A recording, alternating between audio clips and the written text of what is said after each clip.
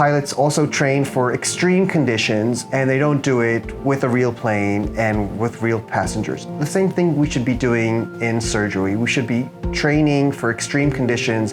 We should be training for our surgery ahead of time. The way this is done is with cadavers, and cadavers are brought from faraway places, and you don't always get exactly what you want to get with regard to the age of the patients and how the bone is. We can actually simulate exactly what we're going for. So we can design the models, and they can be printed to simulate specific pathologies in specific age groups with specific types of bones.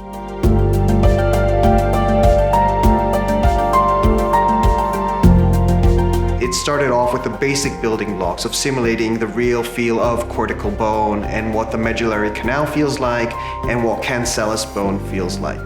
And from that developed into simulating long bones, for example, the femur bone and other bones such as the vertebra.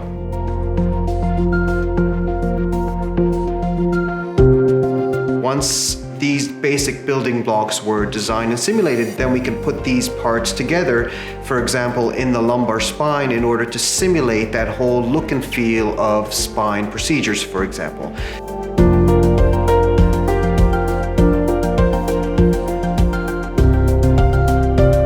So surgery is something that's very visceral.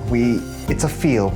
I know what it feels like when it's realistic. It's not just about the way things look, it's how they sound in surgery and the correct tactile response when I'm using the surgical tools. When working with these new models, you get that very familiar feeling in surgery that I haven't had before in surgical training with different surgical models, and this is a brand new experience. I think surgeons will relate to this in that sense because it will feel like home for them. It feels like surgery that they're used to doing.